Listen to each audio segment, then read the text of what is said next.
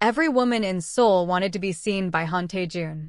They wore dresses that cost more than my rent and laughed too loudly at jokes that weren't funny, all hoping to catch the eye of the man who ruled the city's underworld. I just wanted him to pay his tab and leave so I could go home. Most people were terrified of him. The rest were in love with him. But when you spend your nights sober while everyone else is drunk, you see things differently. I didn't see a god or a monster. I saw a man who was bored out of his mind. If you love stories where the woman holds her own against a dangerous man, like this video and subscribe. Let me know in the comments, would you serve the mafia boss or run the other way? Working at the Obsidian was like working inside a diamond, cold, hard, and impossibly expensive. The club was located in the heart of Gangnam, buried 2 floors underground. The walls were black velvet, the lights were low, and the bass was heavy enough to rattle your ribs. It was the kind of place where corruption looked like glamour. I was the head mixologist. I wasn't there to flirt or to network. I was there because I was the best, and the pay was good enough to justify the headache. Zara, my manager, Mr. Choi, hissed at me from the end of the bar. "Fix your face. He is looking this way." I didn't look up from the lemon peel I was twisting. "My face is fine, Mr. Choi. It's focused." "It is Tae-Jun," he whispered, the name dropping from his lips like a prayer or a curse. I glanced up then. You couldn't miss him. Han Tae-Jun sat in the center VIP booth, the eye of the storm.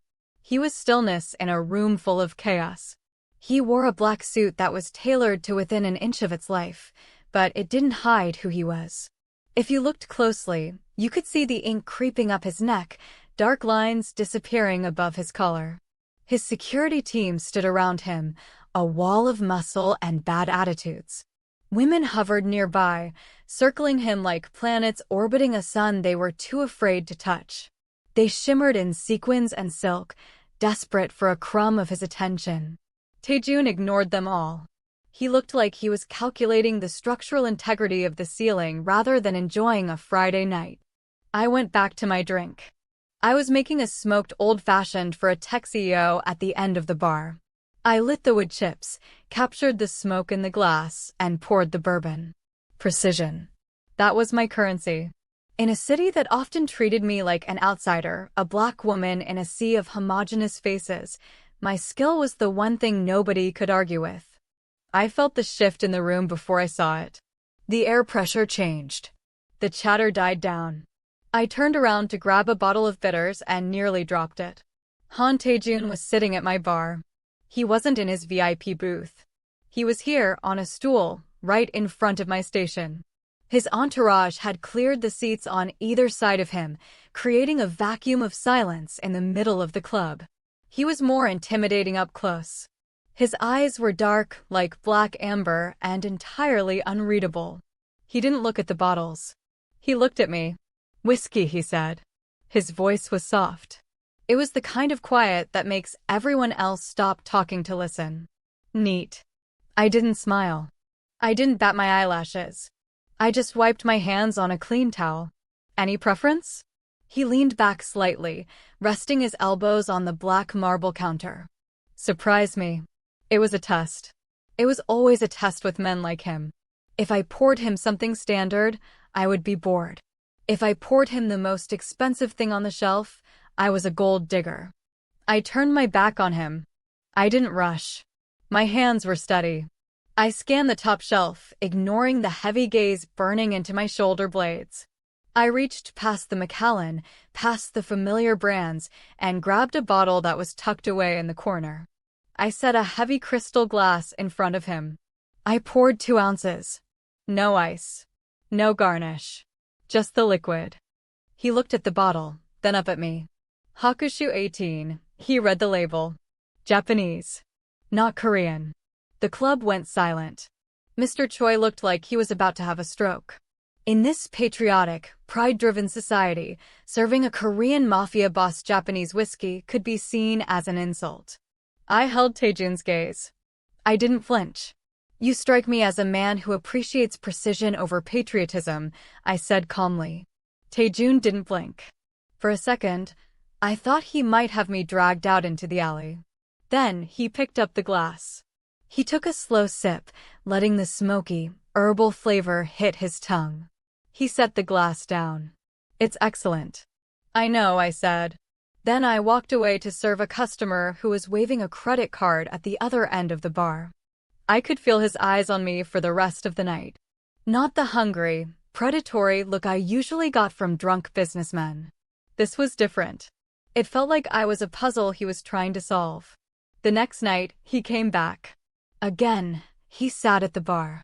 Again, he ordered a drink. Again, I served him without making small talk. How long have you been in Seoul? He asked as I polished a glass. 2 years, I answered, keeping it short. No honorifics. Just facts. And before that? New Orleans. Then New York. New Orleans, he repeated, testing the words. My accent still held onto the rhythm of the South, even after years of city living. He seemed to catch it. You are far from home. Home is where I pay rent, I said, moving to the register. A woman slid onto the stool next to him. It was Minji. She was the daughter of some politician, beautiful in a sharp, manufactured way. She had been trying to get Tae-Jun's attention for months.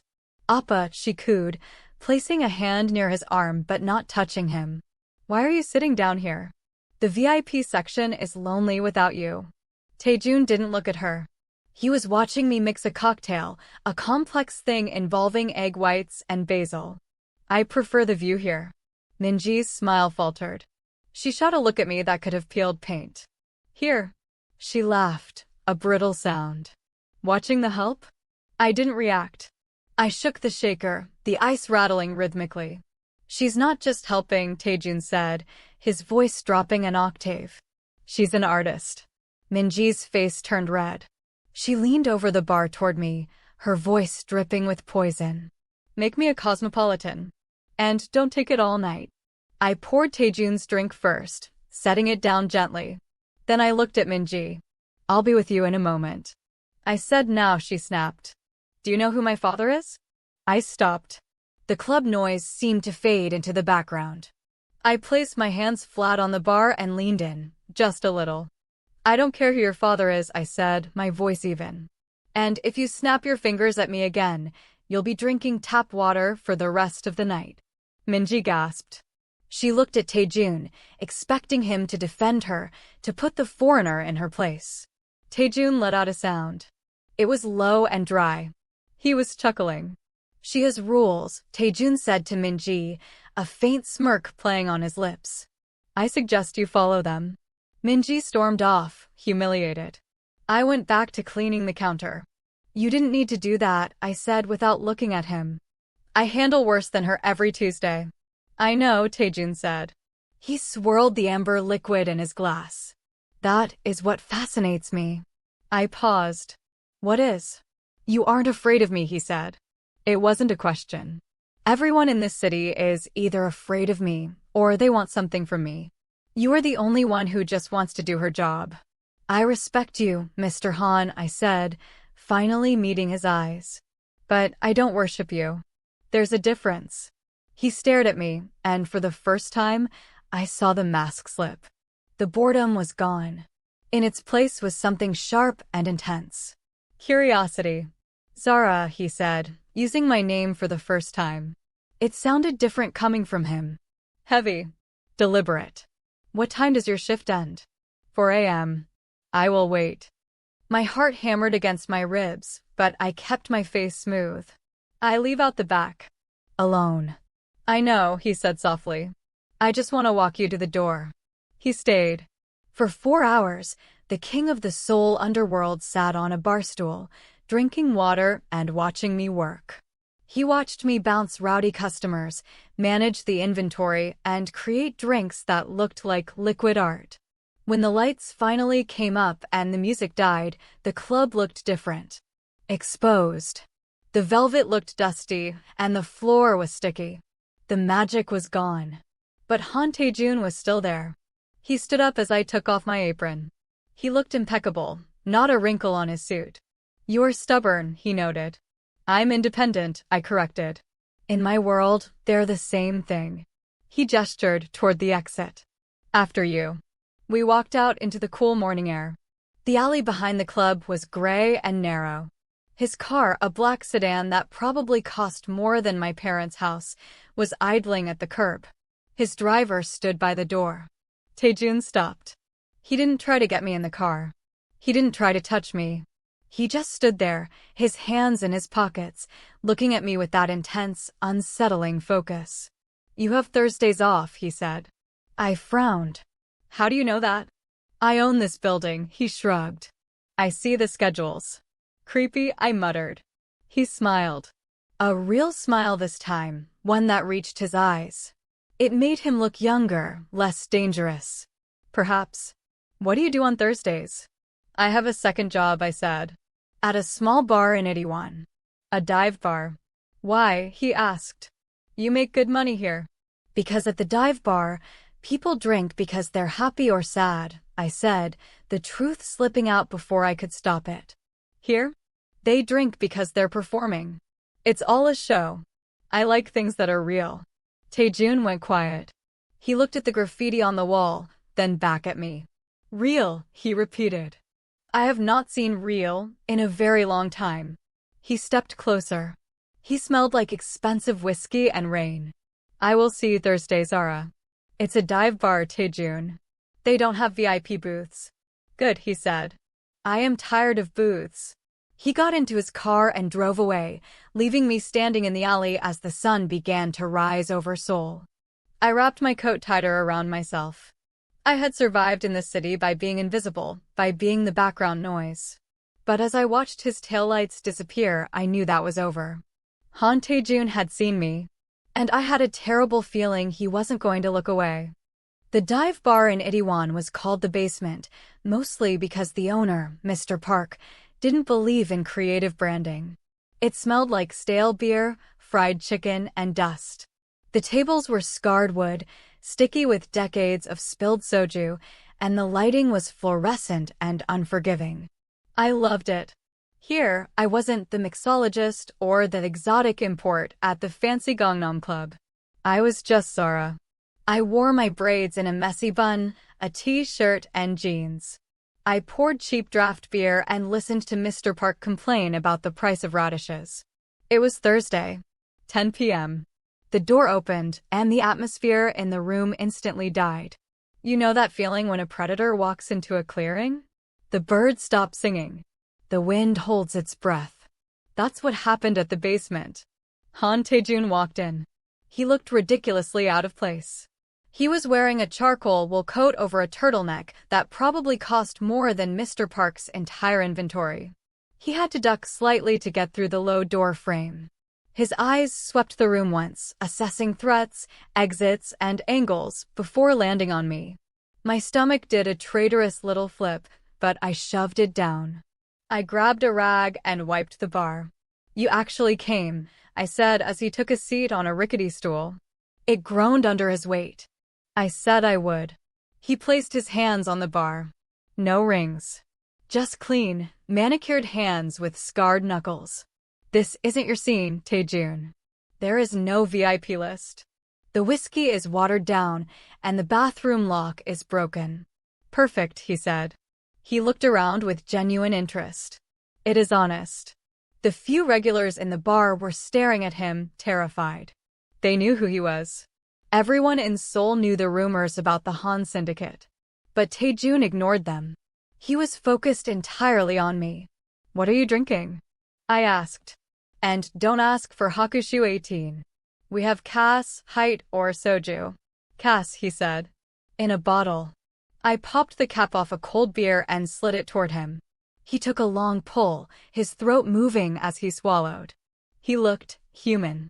For a second, the terrifying mafia boss veneer cracked, revealing a man who was just tired. Why are you here? I asked, leaning against the back counter. Really? Curiosity, he said, echoing his words from the other night. You work for me 6 nights a week making masterpieces. But on your one night off, you come here to pour cheap beer. It is a contradiction. It's balance, I corrected him. At the Obsidian, I'm a prop. I'm part of the decor. Here, the people are real. They drink because they had a bad day or a good day. They don't drink to impress you. He traced the condensation on the beer bottle. And me? Am I just a prop to you? You're the owner, I said carefully. You're the man who signs my checks. That is a safe answer, he murmured. His eyes locked onto mine. But it is not the truth. I held his gaze. The truth is, you're dangerous. And I make it a rule not to play with fire. Fire can burn, he conceded. But it also keeps the cold away. We talked for an hour. We didn't talk about his business. I didn't want to know who he had hurt or what laws he had broken. And he didn't ask me why a black woman from New Orleans was hiding out in Korea. Instead, we talked about jazz.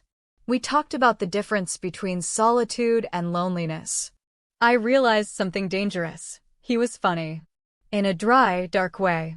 He had a sharp mind that cut through pleasantries like a knife. When his phone buzzed, the spell broke. He looked at the screen, and the mask slammed back into place. The eyes went cold. The posture stiffened. I have to go, he said, standing up. He placed a stack of cash on the bar, enough to cover everyone's tab for the night. Tae-Jun, I called out as he turned to leave. He paused. Next time, I said, pointing at the cash. Just pay for the beer. You don't have to buy a room to be welcome here. He looked at me surprised. Then he nodded once and walked out into the night. By Friday night, everything at the Obsidian had changed. Nothing was explicitly different. I was still behind the bar. The music was still loud. But the air between us had shifted. When Tae-Jun sat at the bar, which he did, immediately upon arriving, he didn't just order a drink. He looked at me with a familiarity that terrified everyone else. I made him a boulevardier. He drank it slowly, watching me work. You look tired, he observed quietly. I didn't sleep well, I admitted, slicing an orange peel. Thinking about fire. The corner of his mouth corked up. The change in dynamic didn't go unnoticed. The women who usually swarmed him were staying back, eyeing me with a mixture of confusion and hatred. I had disrupted the ecosystem. The bartender wasn't supposed to capture the king. Later that night, during a lull, a woman named So Young approached the bar. She was a regular, the kind of woman who wore Chanel to buy groceries. She had been the favorite before I arrived, or at least, she thought she was. She ordered a glass of champagne and leaned in close, her perfume cloying and sweet. You are playing a dangerous game, she said, her voice a low purr. I didn't look up from the glass I was polishing. I'm just making drinks, So Young. Do not play dumb. It does not suit you. She took a sip, her eyes flicking over to where Tae-Jun was talking to second-in-command. He collects things. Rare things. Exotic things. That is all you are to him. A novelty. The foreign bartender who doesn't bow down. Her words were sharp, designed to cut. Once he figures you out, she hissed, once the novelty wears off, he will discard you. And in this city, when Han Tae-Jun discards something, it stays broken. I set the glass down. I turned to her, resting my hands on the bar. I was taller than her and I used it. You're projecting, I said calmly. Her eyes narrowed. Excuse me? You think he sees me as a thing because that's how you see yourself, I said, keeping my voice low so only she could hear. You think his attention is a prize to be won. I don't. I leaned closer. I am not a collection piece, So Young. I am the one holding the bottle. If he gets bored, he gets bored. I still have a job to do. Now, do you want another glass, or are we done here? She stared at me, mouth slightly open. She wasn't used to people fighting back. She slammed her glass down and stormed off. I took a deep breath, my hands trembling slightly. Not from fear, but from adrenaline. She is right, you know. I spun around. Tae-Jun was standing at the end of the bar. He had approached silently, like a ghost. He had heard everything. About which part? I asked, refusing to back down. That I'm a novelty? Or that you break things? He walked closer until he was standing right in front of me, separated only by the marble counter. He reached out, and for a second, I thought he was going to touch my face. Instead, he picked up the champagne glass So Young had left behind. "About the danger," he said softly. "My world is not kind to people who stand too close to me." "I can take care of myself," I said. "I know you can." His eyes were dark and tense. But for the first time in my life, I find myself wanting to stand between someone and the world. My breath hitched. That wasn't a pickup line. It was a confession. "Why?" I whispered. "Because you are the only one who looks at me," he said, "and sees the man, not the monster." Before I could answer, the front doors of the club burst open. The music didn't stop, but the screaming started. 5 men in dark masks rushed in, pushing past security. They weren't customers. They moved with military precision. Tae-Jun didn't flinch. He didn't look surprised. He looked resigned. "Get down," he said to me. His voice wasn't loud, but it cut through the noise like a whip. Then he vaulted over the bar, landing beside me just as the first gunshot shattered the mirror behind my head. The sound of a gunshot in a confined space isn't like the movies. It doesn't echo, it slaps. It's a physical pressure that hits your eardrums before your brain registers the noise. 1 second, I was standing upright, challenging a king. Next, I was on the floor, surrounded by shards of expensive glass and the smell of sulfur. Tae-Jun was a heavy weight over me, shielding my body with his own. His hand was clamped on the back of my neck, forcing my head down. I could feel the tension in his muscles, hard as iron, as he moved with a terrifying, practiced efficiency. Above us, chaos reigned. Screams, shattering bottles, and the distinct crack-crack of return fire. "Stay down," Tae-Jun ordered. His voice didn't panic. It was cold, flat, and absolute. He already had a gun in his hand, a sleek, matte black pistol that had appeared from nowhere. I should have been paralyzed. I should have been screaming. But survival instinct is a funny thing. In New Orleans, I'd learned that freezing gets you killed. You have to move. You have to think.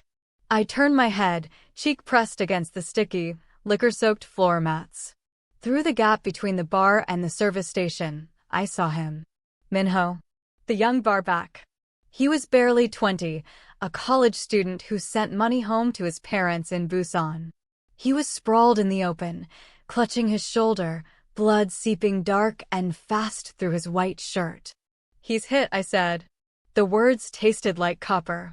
Tae-Jun glanced over, firing 2 shots blindly over the bar to suppress the attackers. "Stay here, Zara. My men will handle it." "He's bleeding out," I yelled over the noise. I didn't wait for permission. I didn't wait for him to save me. I shoved Tae-Jun's arm aside.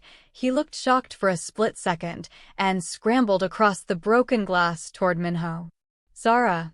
Tae-Jun roared, a sound of raw fury. He didn't grab me. He didn't drag me back. Instead, he moved with me. He shifted his position, rising to a crouch to cover my movement, firing with terrifying precision at the shadows near the entrance. He became a human shield, putting his back to the danger so I could reach the boy. I slid next to Minho. His eyes were wide, glassy with shock. "Look at me," I commanded, ripping off my apron. I bundled it into a thick pad. "Minho, look at me. Breathe." I pressed the apron against the wound. He cried out, a high, thin sound. "I know," I said, leaning my weight into his shoulder. My hands were slippery with blood. "I know it hurts. Keep your eyes on me." I could feel Tae-Jun above me. He was a sentinel, a statue of violence. He wasn't firing wildly. He took a shot, paused, assessed, and took another. Every movement was calculated.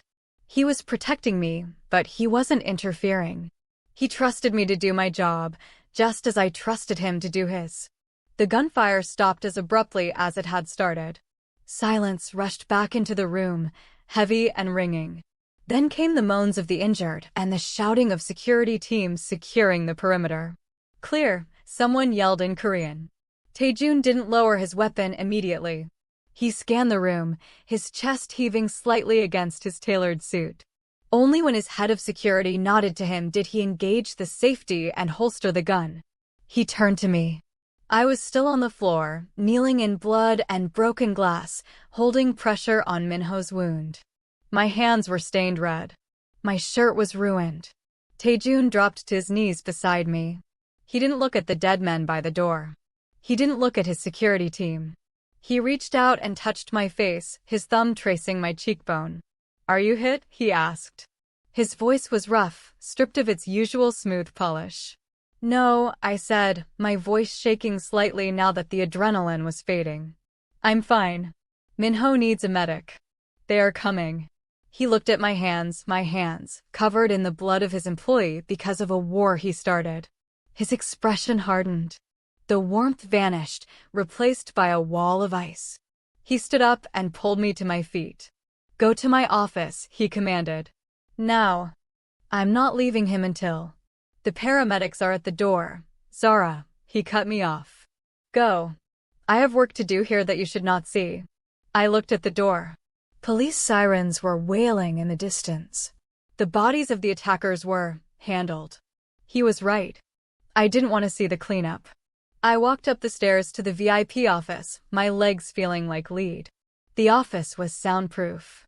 The moment the heavy door clicked shut, the chaos of the club disappeared. It was silent. The city lights of Seoul twinkled harmlessly through the floor-to-ceiling windows. I went to the private bathroom and scrubbed my hands. The water turned pink, then red, swirling down the drain. I scrubbed until my skin was raw, but I could still smell the iron. I came out and stood by the window, wrapping my arms around myself.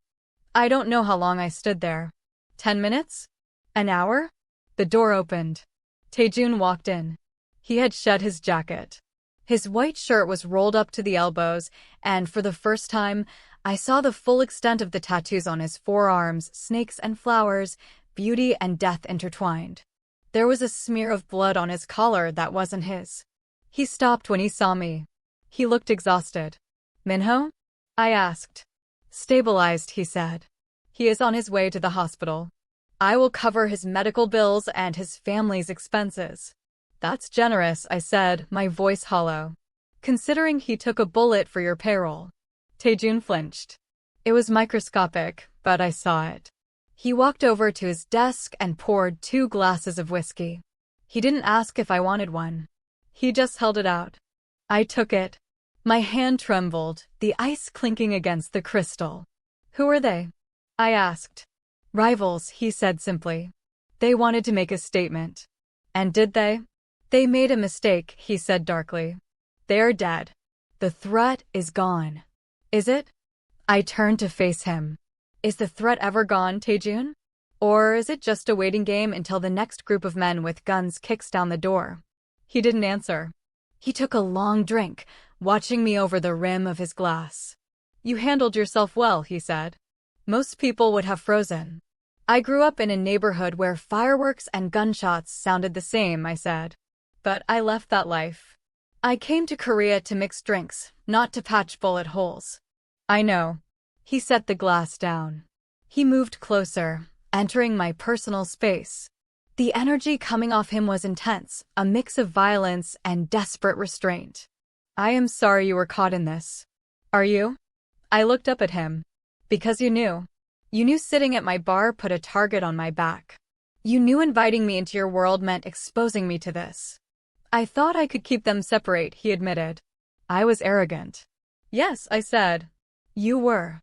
He reached out, his hand hovering near my waist. "It won't happen again. I will triple the security. I will have a guard assigned to you personally. You will be safe." I laughed. It was a brittle, sharp sound. "A guard? You think I want to live my life with a shadow? You think I want to wonder if the customer ordering a gin and tonic is about to pull a knife? I can protect you, Zara. I don't need your protection." I snapped, stepping back. "I need peace. I need a life that belongs to me." The silence stretched between us, thick and painful. "I saw you tonight," I whispered. "I saw how you moved. How you killed. You were efficient. You were calm. That is who you are, Tae-Jun. And I am just a bartender who wants to make beautiful things. You are more than that, he said fiercely. You are the only real thing in my life. Then let me go. The words hung in the air. Tae-Jun froze. His eyes searched mine, looking for hesitation, looking for a bluff. He didn't find one. You want to leave? He asked softly. I have to, I said. I can't be a decoration in your war zone. I won't be the woman waiting at home, washing blood out of your shirts, wondering if you're coming back alive. I respect myself too much for that. He looked at me for a long, agonizing moment. I could see the battle behind his eyes, the selfish desire to keep me, to lock me in a gilded cage where I would be safe, but captive, warring against the respect he had for my strength. Respect won. He nodded slowly. It was the hardest thing I had ever seen him do. You are right, he said.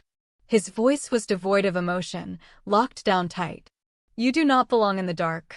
He went to his desk and opened a drawer, pulling out an envelope. He placed it on the desk. Your severance, he said. And a recommendation letter.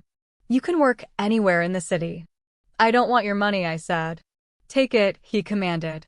It is what you are owed. I looked at the envelope, then at him. He had already turned away, staring out the window at the city that bowed to him. He was dismissing me. He was letting me walk out the door because he knew that if I stayed, he would destroy me. Goodbye, Tae-Jun, I said. He didn't answer. He didn't turn around. I walked out of the office. I walked down the stairs, past the cleaning crew scrubbing blood from the marble floor. I walked out the back door into the cold night air. I didn't cry until I was 3 blocks away. I had walked away from the most powerful man in Seoul. I had chosen my safety. I had chosen my dignity. So why did it feel like I had just made the biggest mistake of my life? 3 months passed. Winter settled over Seoul, turning the city into a landscape of gray steel and biting wind. The cold was different here than in New York or New Orleans. It was a dry, sharp cold that settled in your bones and refused to leave. I felt it every morning when I woke up in my empty apartment. And I felt it every time I walked past a newsstand and saw his face. Han Tae-Jun expands empire. The Iron King of Gangnam silences rivals. The photos showed a man who looked like he had been carved out of granite. He looked richer. He looked more powerful. He looked utterly dead inside. I wasn't dead inside. I was busy. Leaving the obsidian was a terrifying leap. Landing on my own feet was the hard work. I took my savings, the generous severance he had forced on me, and I found a space. It wasn't a basement in Itaewon, and it wasn't a dungeon in Gangnam. It was a small, elegant space in Hanamdong, tucked away on a quiet street lined with embassies and artisan cafes. I named it Jefferson's. I designed every inch of it. I stripped away the neon and the velvet. I put in warm walnut wood, soft amber lighting, and leather seats that invited you to stay, not just to be seen. I curated a playlist of Coltrane and classic R&B. I built a sanctuary. On opening night, my stomach was tied in knots that no amount of deep breathing could loosen. The snow was falling softly outside, dusting the streets in white. Inside, the air smelled of cedar, citrus, and anticipation. The guests started arriving at 7 p.m. It was a mix of expats, art dealers, and locals who appreciated craft over hype. They loved it. I could see it in their shoulders dropping as they walked in the way they closed their eyes when they tasted the drinks. But my eyes kept flickering to the door. I hadn't called him. I hadn't texted. But I had sent an invitation. Just a simple card, white cardstock, black embossed letters. No note. Just the address and the time. It was a gamble. Part of me, the sensible part that remembered the smell of gunpowder, hoped he wouldn't come. The other part, the part that remembered the way his eyes softened when I spoke the truth, was terrified he wouldn't. By 9 p.m., the place was full. The hum of conversation was a warm blanket. Then, the street outside went quiet. I looked through the large front window. A black sedan had pulled up. It didn't block traffic, it simply existed, and traffic seemed to move around it out of respect. The door opened. Han Tae-Jun stepped out. He stood on the sidewalk, the snow falling around him like confetti. He wore a long cashmere coat, the collar turned up against the wind. He didn't move toward the door immediately. He just stood there, looking through the glass. He was looking at me. Our eyes met across the crowded room, through the condensation and the winter air. Time didn't stop, that's a cliché. Time stretched. It became thin and fragile, like spun sugar. I saw him hesitate. The king of Seoul, the man who commanded armies of enforcers, looked unsure if he was allowed to cross my threshold. He was respecting the boundary I had drawn. He was waiting for permission. I nodded. It was a small movement, barely an inch, but he saw it. He walked to the door. He didn't bring his security detail. No wall of muscle, no intimidation tactics. He entered alone. The atmosphere in Jefferson's shifted. People noticed him. It was impossible not to. A hush rippled through the room, followed by excited whispers. Is that him? What is he doing here? Tae-Jun ignored them. He walked straight to the bar. I had kept one seat open. I think, subconsciously, I had been saving it all night. Zara, he said. His voice was rougher than I remembered, like he hadn't used it for anything other than giving orders in months. Tae-Jun. I placed a coaster in front of him. My hands were steady. You came. You invited me. He looked around the room, his dark eyes taking in the wood, the light, the absence of pretense. You did it. You built your own world. I told you I would, I said. I don't make empty threats. No, he agreed, the ghost of a smile touching his lips. You never do. He took off his coat, revealing a charcoal suit that fit him like a second skin. He looked at the menu, then pushed it aside. What can I get you? I asked. He looked at me. Not whiskey. I raised an eyebrow. Bold choice. I have had enough of the old ways, he said quietly. Show me something new. I turned to the back bar. I didn't reach for the hakushu. I reached for a bottle of artisanal Korean gin, infused with pine needles and herbs. I grabbed a bottle of Italian Amaro for bitterness and a splash of yuzu for brightness. I mixed it with the same rhythm he had watched for hours at the Obsidian, but this time, the rhythm was mine. It wasn't frantic. It was joyful. I poured the drink over a single, hand-carved ice sphere and slid it toward him. The new chapter, I named it on the spot. Bitter, sharp, but clean. He took a sip. He closed his eyes, letting the complexity wash over him. When he opened them, the darkness was still there, but the exhaustion had receded slightly. It is perfect, he said. Like its creator. I felt the heat rise in my cheeks, but I didn't look away. Flattery won't get you a discount, Mr. Han. I intend to pay full price, he said. I always pay my debts. He swirled the drink. It has been quiet without you, Zara. The Obsidian, it is just a room now. The noise is loud, but the silence is louder. I heard you expand, I said, keeping my voice neutral. I heard you crushed the competition. I did what was necessary, he said, his face hardening slightly. I removed the threats. I made sure that what happened that night could never happen again. You handled it, I said, echoing the words he had used in his office that night. Yes, I handled it. He leaned forward. Because I realized I had something to lose. The confession hung between us. He wasn't talking about money or reputation. And now? I asked. Are you safe? I am never safe, he said simply. But I am secure. And you are thriving. I am, I said, looking around my bar. I answered to no one. I set the hours. I choose music. And if someone disrespects my staff, I kick them out myself. A queen in her realm, he murmured. Something like that. We fell into a comfortable silence. It wasn't the tense silence of our first meetings, nor the heavy silence of our goodbye. It was a companionable silence. Two generals from different armies, meeting in the neutral ground of a demilitarized zone. As the night went on, the crowd thinned out. The music shifted to slow, smoky jazz. Tae-Jun stayed. He nursed his single drink for 2 hours, watching me work, watching me laugh with customers, watching me exist. When the last customer finally left, dragging their coat on the floor, I locked the front door and turned the sign to closed. I turned back to the bar. Tae-Jun was still there. "You should go," I said softly. "It's late." "I know." He stood up. He didn't move to leave immediately. He walked around the edge of the bar, entering my workspace. My heart rate spiked. This was my territory. He stopped 3 feet away from me, close enough to smell the cedar and musk of his cologne, far enough to show respect. "I did not come here just to drink gin," he said. "Why did you come, Tae-Jun?" "Because I missed you," he admitted. The words sounded like they were being torn out of him. "I miss the only person who tells me the truth. I miss the way you look at me without wanting a favor." He took a step closer. "I respected your choice, Zara. I stayed away. I'll let you build this. But I cannot stay away forever." "I didn't ask you to stay away forever," I whispered. "I asked for a life that was mine." "And you have it," he said, gesturing to the room.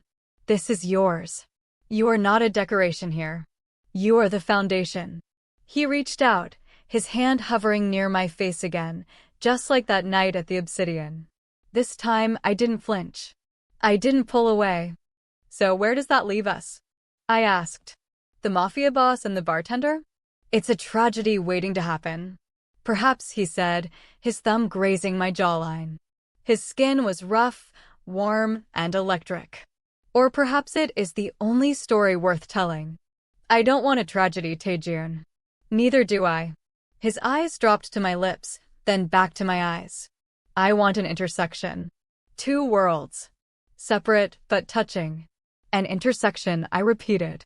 "Intersections are where crashes happen. Or where paths meet," he countered. He leaned in, slowly, giving me every chance to push him away. "Let me be a customer, Zara. Let me be a man who comes here for jazz and gin. Let me be part of the real you love so much." I looked at him, really looked at him. I saw the danger, yes. But I also saw the loneliness. And I saw the respect. He wasn't trying to buy me. He wasn't trying to own me. He was asking for a reservation. "Thursdays," I said. He paused, his face inches from mine. "Thursdays. You can come on Thursdays," I said. "When it's quiet. When we can talk. But you leave the entourage outside. And you leave the business at the door." He smiled. It was the first genuine, unburdened smile I had seen in months. "Thursdays," he agreed. And then, finally, he closed the distance. Thursdays became a religion. For 6 days a week, Han Tae-Jun was the terrifying architect of Seoul's underworld. He broke bones, signed treaties, and moved millions of dollars with a nod of his head. And for 6 days a week, I was the owner of Jefferson's, the busy, charming hostess who remembered everyone's name and drink order. But on Thursdays, the world stopped. He would arrive at 10 p.m., just as the crowd was thinning. He never brought his men. He never brought his phone, or if he did, it stayed in his pocket, silent. He sat at the end of the bar, in the seat that was unofficially his, and we talked. We didn't talk about the bodies. We didn't talk about the police raids. We talked about architecture. We talked about why Miles Davis changed jazz in 1959. We argued about whether Busan or Jeju had better seafood. It was an intersection. A fragile, secret bridge between 2 warring nations. And for a month, I let myself believe it was enough. I let myself believe we could keep the darkness on the other side of the glass. But darkness is like water. It always finds a way in. It was the 5th Thursday. The rain was coming down hard, turning the streets of Hanamdong into slick, black rivers. The wind rattled the windows of the bar. 10 p.m. came and went. Tae-Jun was never late. Punctuality was part of his code. 10:15 p.m. 10:30 p.m. I tried to focus on wiping down the counters. My last 2 customers, a young couple huddled in the corner, were getting ready to leave. My chest felt tight. I told myself it was just traffic. I told myself he had a meeting that ran late. But I knew. The mixologist in me knew the ingredients of a disaster when I smelled them. At 10:45 p.m., the door opened. It didn't swing open with confidence. It stumbled open. Tae-Jun stepped inside. He was soaked to the bone, his hair plastered to his forehead. He was pale, a sickly gray color under the warm amber lights. He was holding his side. "I am sorry," he rasped, his voice wet. "I am late." I dropped the towel. "Tae-Jun." I was around the bar in 2 seconds. I got to him just as his knees buckled. He was heavy, dead weight, but I managed to catch him, guiding him to the nearest leather armchair. "Lock the door," he wheezed. "Lights out." I didn't ask questions. I didn't scream. I turned to the young couple, who were staring with wide, terrified eyes. "We're closed," I said, my voice leaving no room for argument. "Leave. Now. Out the back." They grabbed their coats and ran. I slammed the deadbolt home, flipped the sign, and killed the main lights, plunging the bar into shadows. I ran back to Tae-Jun. He had leaned his head back against the leather, eyes closed. His hand was pressed tight against his abdomen, and dark blood was seeping between his fingers, staining his pristine white shirt. "You promised," I whispered, my hands hovering over the wound. "You promised to leave the business at the door." "The business," he grunted, opening one eye, followed me. "I'm calling an ambulance." "No," he gripped my wrist. His skin was burning hot. "No hospitals. Police report. Questions. It will bring them here." "Tae-Jun, you are bleeding out in my lounge." "I've been stabbed before, Zara. It missed the liver. I just need to stop the bleeding." I looked at him. He was stubborn, arrogant, and possibly dying. And he was mine to deal with. "I hate you," I lied. "I know," he smiled weakly. I ran to the back office. I grabbed the first aid kit, the industrial one I kept, because bars are dangerous places, and a bottle of high-proof vodka. I grabbed clean towels. When I came back, he had taken off his jacket. He was trying to unbutton his shirt, but his fingers were slipping on the blood. "Stop," I ordered. "Let me." I knelt between his legs. My hands, usually so steady when pouring precise ounces of liquor, were trembling. I forced them to still. I undid the buttons and peeled the shirt back. The wound was ugly. A jagged slice just below his ribs. It was deep, but the flow was steady, not spurting. He was right. It hadn't hit an artery. "This is going to hurt," I said. "Don't you dare scream and wake the neighbors." "I never scream," he gritted out. I poured the vodka over the wound. His entire body seized. His muscles turned to rock under my hands, and a low, guttural sound escaped his throat, but he didn't cry out. He squeezed the armrests of the chair so hard the leather creaked. I worked quickly. I packed the wound, applied pressure, and wrapped his torso tightly with gauze. I was covered in his blood. Again. "There," I said, tying off the bandage.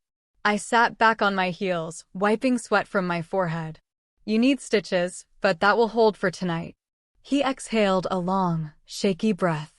The color was starting to return to his face.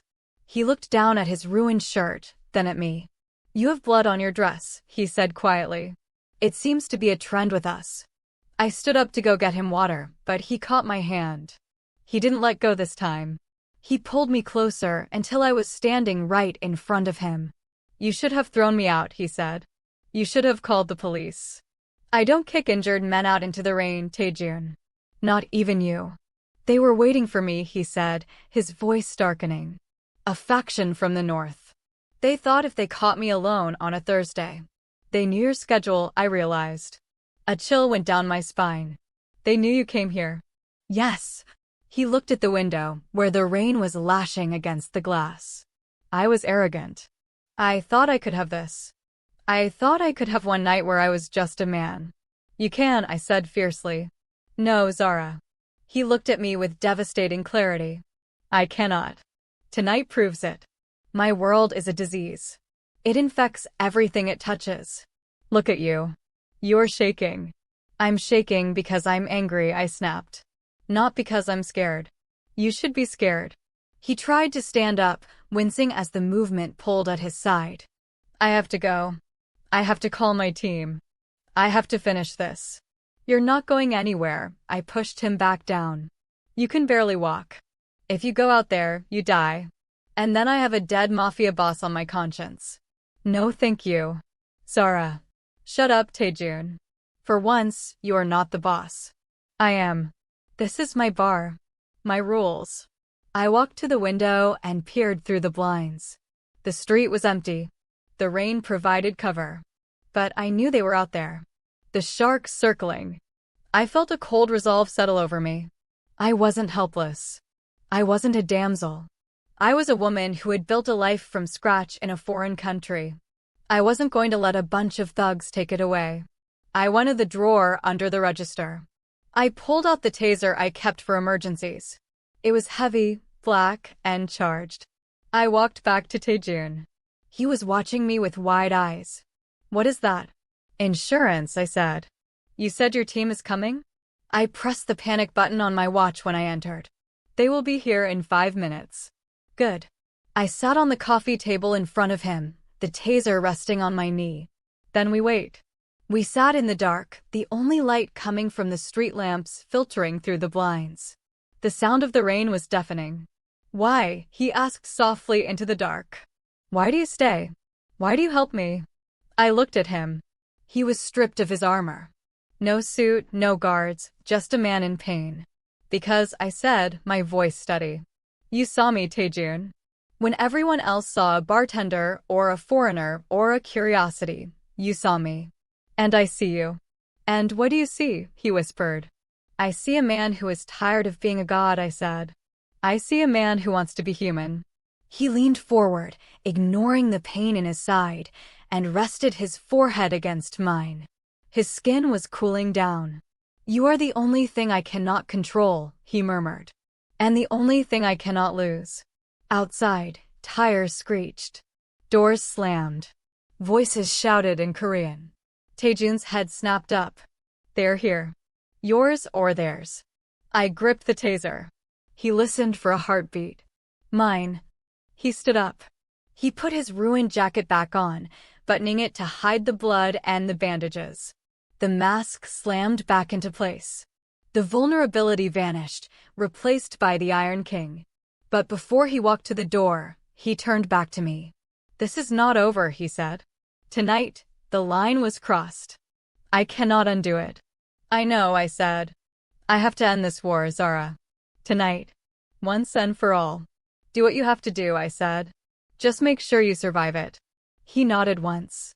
Then he opened the door and walked out into the rain, into the flashing lights of his convoy, leaving me alone in the dark with the smell of copper and rain.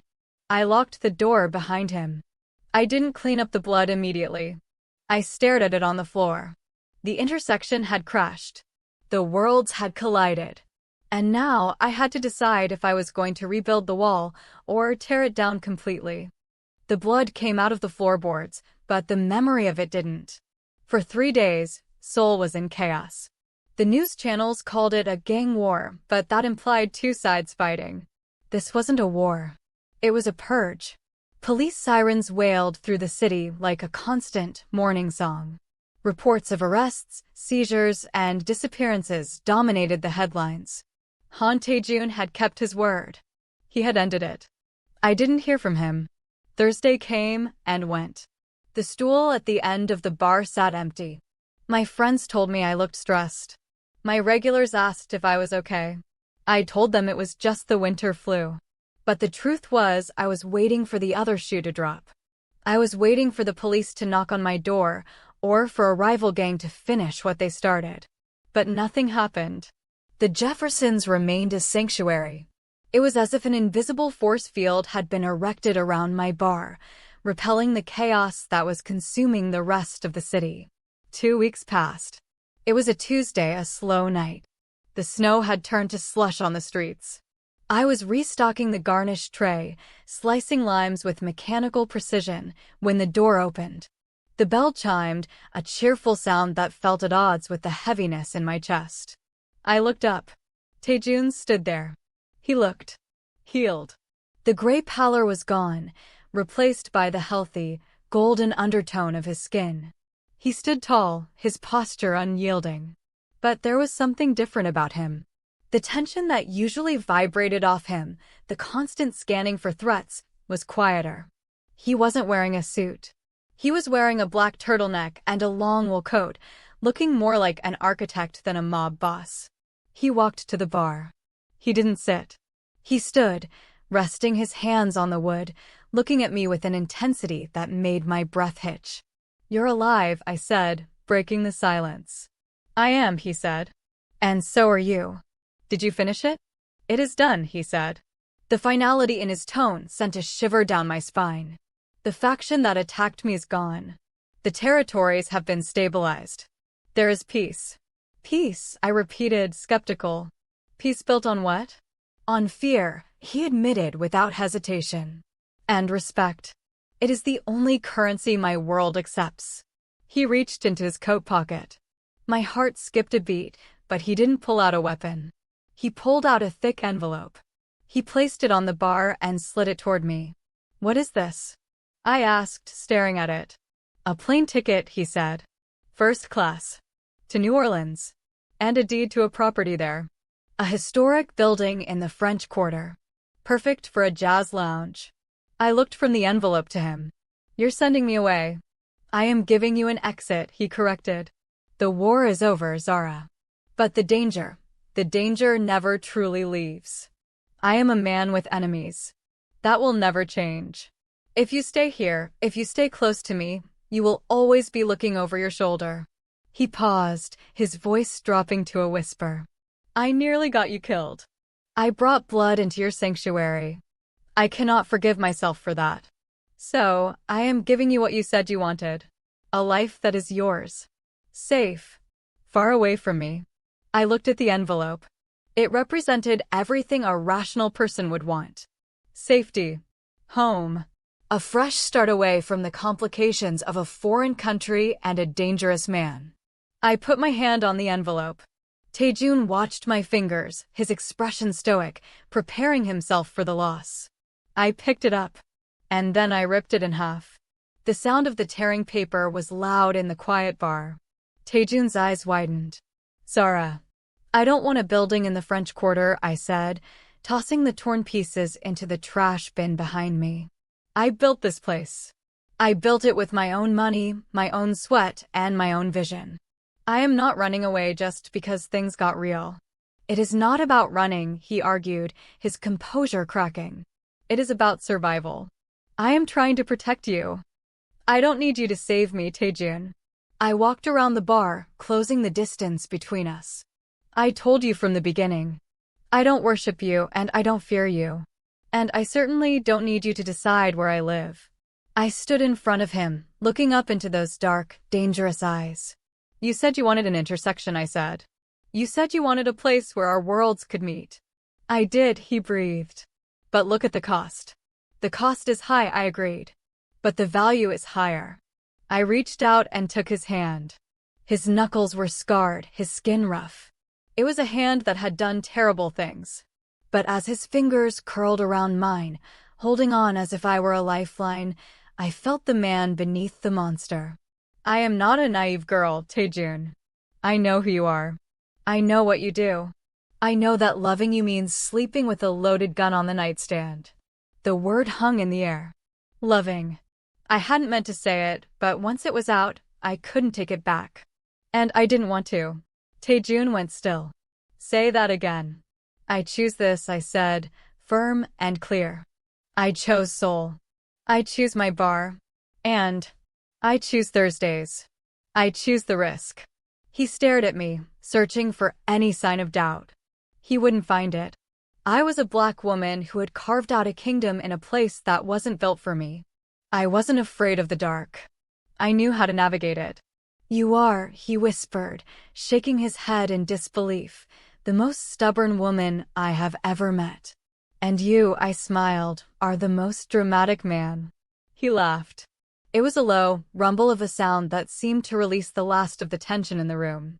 He pulled me to him, his arms wrapping around my waist, pulling me flush against his chest. "I cannot promise you safety," he said, his forehead resting against mine. but I can promise you loyalty. I will burn this city to the ground before I let anyone touch you again. Don't burn the city, I whispered. Just pay your tab. He kissed me then. It wasn't a movie kiss. There was no swelling orchestra, no fireworks. It was slow, deep, and desperate. It tasted like winter and gin and survival. It was a seal on a contract that no lawyer could draft. When we pulled apart, the world outside was still cold. The snow was still falling. He was still a mafia boss, and I was still a bartender. Nothing had magically been fixed. But as he sat down on his stool, and I moved back behind the bar to pour him a drink, I knew we were going to be okay. He watched me work, his eyes following the movement of my hands. What are you making? He asked. I poured a dark, amber liquid over ice. I added a twist of orange and a drop of bitters. Something strong, I said, sliding the glass toward him. For the road ahead. He picked up the glass. He raised it in a silent toast. To the intersection, he said. I poured myself a glass and clinked it against his. To the choice, I corrected. We drank in the quiet warmth of the bar, two sovereigns of two different worlds, ruling together in the space between. This story of power, choice, and love ends here, but your journey doesn't have to. If you enjoyed Zara and Tae-Jun's story, please subscribe to the channel and turn on notifications for more romance dramas.